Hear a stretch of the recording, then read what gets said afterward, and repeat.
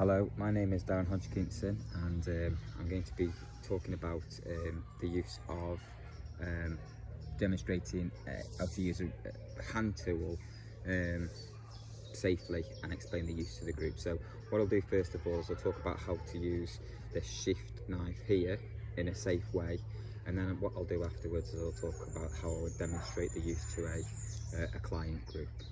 Okay, so this is a sheath knife.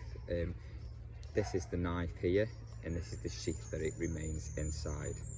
Okay, so usually when I'm doing this, I would have one hand inside a glove. That would be my helper hand, and I would have my other hand which is holding the knife. When I'm not using the knife, I would place it by the side of me if it's out of its sheath, to the side with the blade facing backwards, just like this here. Okay, and then obviously if I'm not using it, then it would need to be placed back inside the sheath. When it's not being used full stop, it is in a locked cupboard, which is where it needs to be, and then you need to make sure it's safe.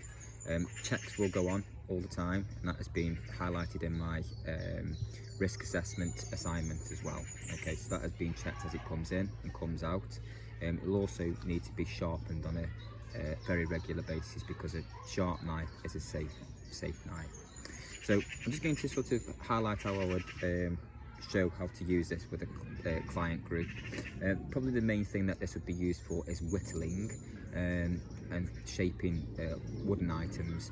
So I'm going to show that using a little bit of wood that I found earlier. Okay. So this is the bit of wood that I found here, and the main thing that I want to just demonstrate to pupils is to make sure that they've got control over it. Okay, so I'm just going to pretend there's pupils now, I think. So this is the knife, this is the sheath. It should remain inside this sheath at all times when you're not using it. When you aren't using your knife for whatever reason, because you need to put it down for a second, then you need to place it down with the blade faced backwards by your side. Okay, you use no hand for the no glove, sorry, for the hand that is holding the knife, and you use a glove for your helper hand. Okay, so that would depend on whatever is your preferred use or your preferred hand. And what you would do is always use the blade facing away from you, and what I would advise people do is slow, steady movements to make sure that you've got the maximum amount of control. And what you can do is make sure that you're shaping your piece of wood.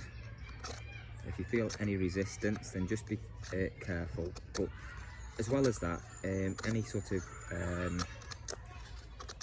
hesitation can often cause problems, a little bit like driving. So make sure that they are deliberate movements as well.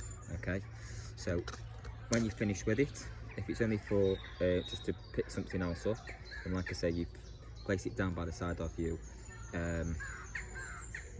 with the blade facing backwards. But if you've finished with it completely, or you're handing it to somebody else, then it should be firmly closed inside the sheath. Okay, so that is the sheath knife.